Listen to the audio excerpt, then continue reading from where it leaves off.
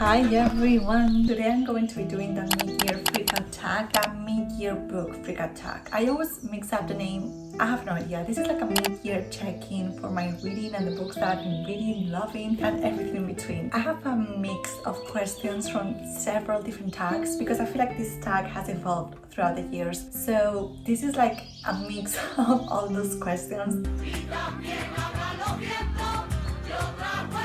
How many books have you read this year? So far I've read 25 books. My goal was 30 books, but since I've reached 25 in the middle of the year, I've bumped it up to 50. Now for the big question, best books you've read in 2025. I cannot choose one book. I'm really bad at doing favorite, but me being me, I chose a top 5.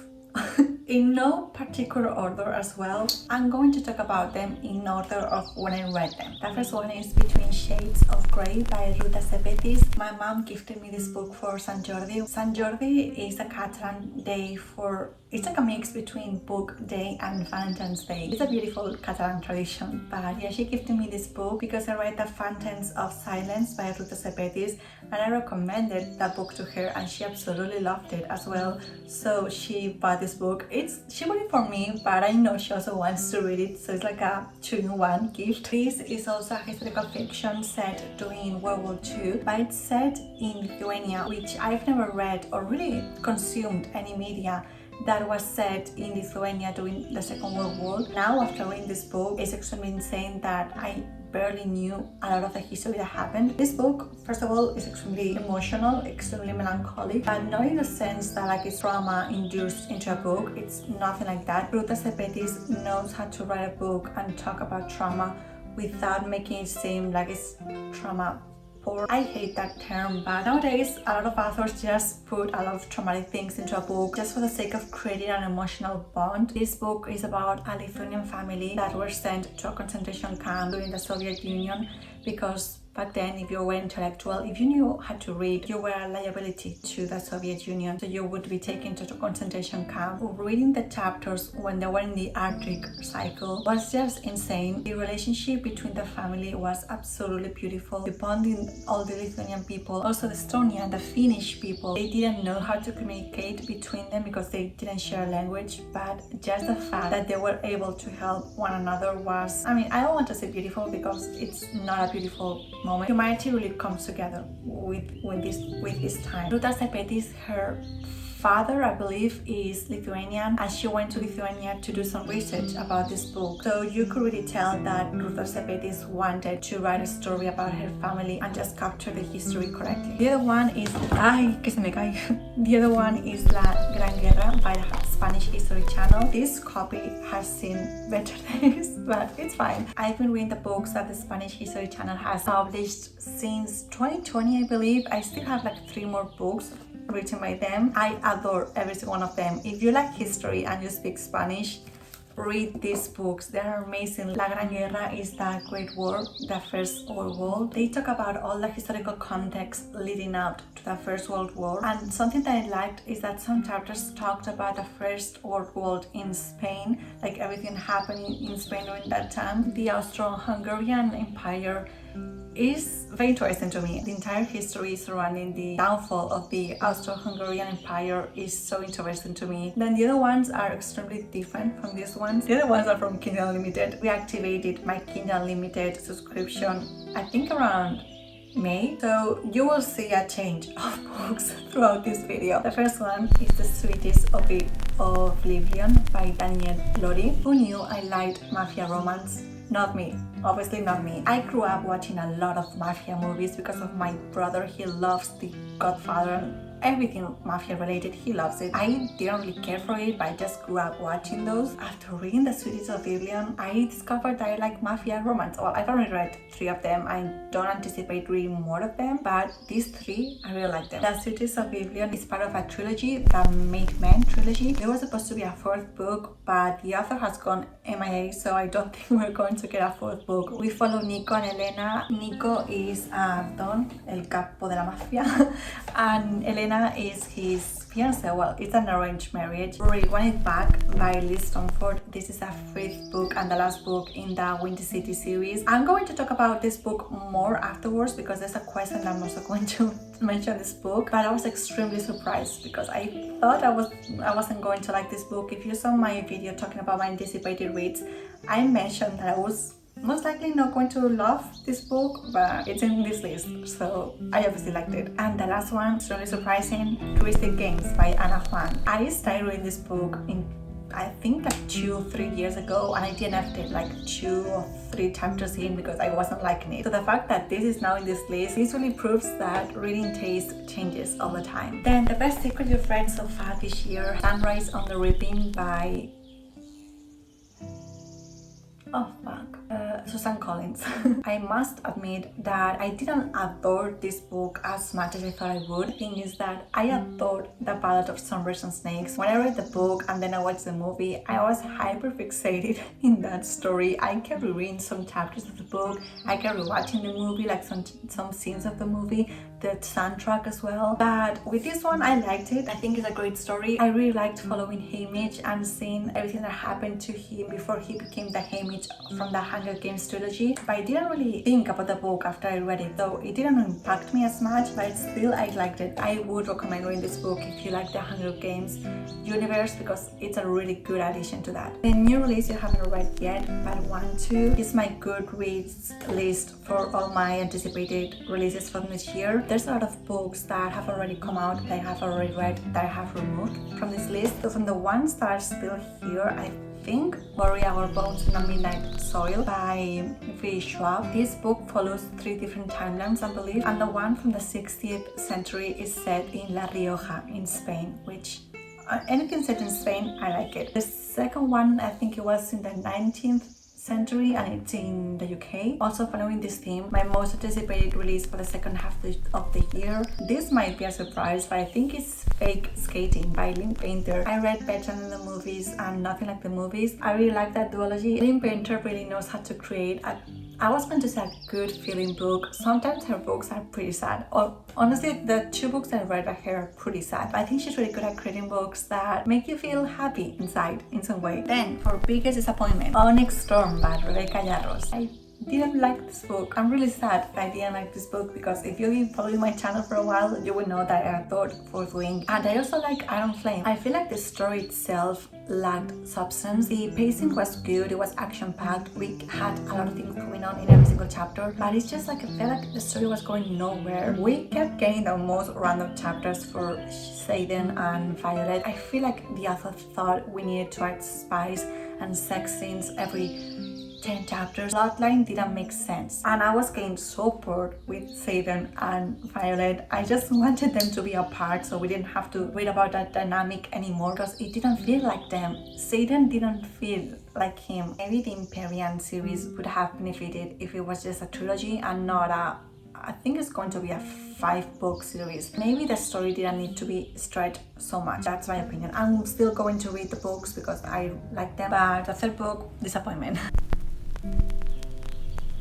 18th day here, I just realized that I forgot to do the question of bigger surprise, which is Rewind It Back by Liz Stonford. You can probably hear Betty in the background. We just got back from a walk and we're currently going through a heat wave in Spain. So it takes her like 10 minutes to just go back to normal. If you saw my video of my most anticipated releases of 2025, I mentioned that I wanted to read this book, obviously because I love the Winter City series. I just had a mindset and I went into this book thinking I'm not going to love it. I'm most likely not going to feel anything about it because I had such a set idea on Rio, the male character in this book. In all the previous books, he was the type of character that would always try to flirt with everyone. I was constantly saying that he wanted to be in love and he wanted to find someone. So I just kept thinking, how is he going to be an interesting character? Going into this book, I didn't read the synopsis because I'm me and I never do those things. And I didn't know it was a second chance romance. I think it was the best idea for Rio. It completely made me change my idea of him and I absolutely adored this book. I'm absolutely sure it's a top 3 in the series. I recently reread the 3rd book, for some reason, not really know why, but I may read all the books again. There were some chapters in this book that were quite heavy, not heavy in the sense that the topics were triggering, but they were heavy, that the topics were sad, and I actually had to put my book down and read like fucking hell. If you haven't read the Windy City series yet, you should. Favorite author debuted on New to You. Surprisingly, Ana Huang. I've read the Twisted series and the first book in the Kings of Saints series. Those books are not masterpieces. They are not like a gift to literature, but they're a gift to my entertainment. Ever since I reactivated my Kindle Unlimited subscription, I've been binge reading books. It's an amazing feeling, to be honest. I feel like being immersed into a story is such a fun feeling. The Twisted series, I love being in a universe where everything is connected because they're interconnected series. So it's nice to be in a universe where you see characters that are appearing in different books. And in the Twisted series, for example, it's a friend group. So you see a lot of chapters of them interacting between one another. Also, I've seen that Netflix bought the rights to make a series. I like how Prime adapts TV series. Netflix, I don't think so. I don't know if I'm going to watch it. Newest fictional crush. I'm going to choose two, which is surprising for me because I usually never choose even one. The first one is Reese Larson from Twisted Games, and then Nico Russo from The Sweetest Ophidian. Book that made you cry. I'm going to choose two for this one fiction and one non-fiction. For the fiction, Between the Shades of Grey, there were some chapters where I really felt in my chest that I was going to cry and my soul crashed many times. And then Free by Amanda Knox. This story was mind-blowing to me. I didn't know about the Amanda Knox case until the Netflix documentary came out. I didn't watch it either, but I saw some people watch it, and I was so fucking angry for her because just imagine you are 21, 22, and you go abroad to a country that you've been looking forward for the longest time. You don't really speak the language or know the culture because it's a very different culture. You start seeing someone, you have your own freedom in a different country, you're happy about it, and then you are framed for murder and you are thrown into a prison or a place that you don't speak the language, so you cannot really defend yourself and no one's listening to you. Just the lack of resource to protect yourself. When you read this book, there's so many chapters where you can feel the anger and the pain that Amanda suffered, and I'm glad that she was able to write this book and show everyone how pissed she was about everything that happened, even after she came out of prison for something that she did not commit. I have to reiterate that because she did not murder her roommate. She still was harassed by the media for something that she did not fucking do. Now, changing the subject to a book that made you happy, I'm going to say the Fairy Oak series. I started reading the Fairy Oak series again last year and I'm slowly making my way through it now. If you like extremely cozy fantasy books, you will love these books. They haven't been translated to English. I don't know which languages it has been translated to, but if you want to read a cozy fantasy that is action-packed, has a lovely family bonding relationship. The descriptions are amazing, like you truly feel the coziness and the fantasy elements in those stories. You will love this book. And the most beautiful book you've bought this year or received, I thankfully did pick up this book before sitting down. Mythology by Edith Hamilton. I have the paperback edition of this, just the written edition of this. It was from the 90s, I think. My family has owned it for the longest time, but I saw this book in a library with my mom and I wanted to buy it, but it was a little bit expensive, so I said like, it's fine, I'm not going to buy it now, I'm going to buy it in the future. And my mom bought it for me for Christmas. As some of you may know, I adore mythology, Mediterranean mythology especially. Something that I adore about this book is the font is big. I know I always say this, I know I sound like a grandma, but I just like big font. I don't like squinting my eyes to read. I do have to say that, for example, my Kindle font is like this. I like big fonts. If you give me a big font, I'm happy. There's also some drawings not made with AI. I fucking hate that everything nowadays is made with AI. There's just so many things that will really help me with my mythology studies. What books do you need to read by the end of the year? Here is my physical TBR. They may be some books missing. Most likely there are some books missing. But from the top of my head, the books that I want to continue reading are the King of Sing series by Anna Huang. I have them on my Kindle. I read like 90% of my books on my Kindle. It's just so easy to read on the Kindle. When I'm queuing at the supermarket, I take out my Kindle. When I'm commuting to work, I read on my Kindle. When I'm waiting for my elevator, I take out my Kindle for like 30 seconds and start reading. It's just so handy, like it's small, you can pick it up with one hand. It's just amazing. I love my Kindle. What books do you want to read this year? I'm doing my Jane Austen series. I'm rereading some of the Jane Austen books I've already read, and then I'm going to read the ones that I haven't read yet. So yes, my Jane Austen books. A book you enjoyed with mixed reviews: The Housemaid's Wedding by Frida McFadden. It's also on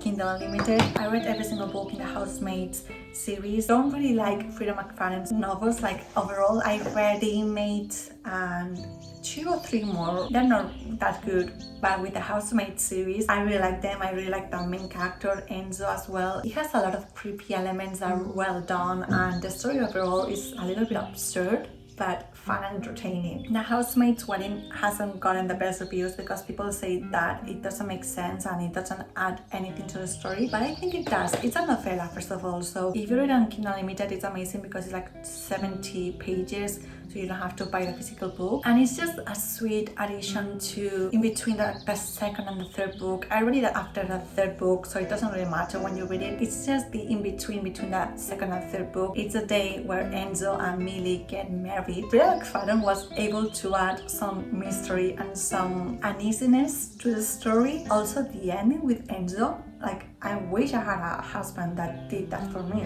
to be honest. 5-star predictions for the rest of the year. The only one that comes to my mind is La Amiga Estupenda by Elena Ferrante, which is My Brilliant Friend, I think in English. It's the first book in the Napolitanian series by Elena Ferrante. I physically own the first book and I've been meaning to read it for the longest time, but it's one of those books that you keep putting off because there's just so much, like you have such a strong connection with the book that you feel like you're going to love it, but it's kind of uneasy to pick it up, and you know the feeling. You felt it too, I'm sure. I think that's the only one that I think I'm 100% going to read this year, because there's some others that I do think they're going to be 5 stars, but I'm not like sure if I'm going to read them this year.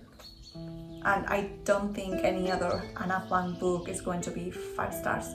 The only 5-star book by Anna Huang is Twisted Games. The other ones are fun, but they're not like 5-star, you know? Favorite book community member? I love Sarah Caroli's videos. She's like the queen of booktube for me. She is diversifying her book taste. Apart from romance and fantasy, she's also read a lot of literary fiction and historical fiction, which are some of my favorite genres. And also this year she's also changing the way she's making videos, so it's very fun to watch. And then a girl that I've started watching this year, woman, is Heather McClary. Her tastes and mine are not that different. Like, we both read romance books and fantasy books. They're not like that similar. So a lot of times it's very fun to watch someone that doesn't read the same things as you, because those are books that you find interesting, but you're not going to like them that much. For example, Mariana Zapata, Mariana. I've read 3 Mariana Zapata's books. She's not for me. I love slow burn, but her books are just not my favorite, and Heather loves Mariana Zapata. So it's fun to watch her read her books, because I feel like I'm getting the story but without having to read it. And then the last question, bookish goals for the rest of the year. I'm going to be making my Jane Austen diaries. I'm going to be making one video for the entire Jane Austen diaries, and then the other one is to continue tackling my physical TBR. I don't put too much pressure on myself. Like, I'm not constantly buying books. I'm not like afraid of having a massive TBR. I do like having a TBR so I can choose depending on my mood.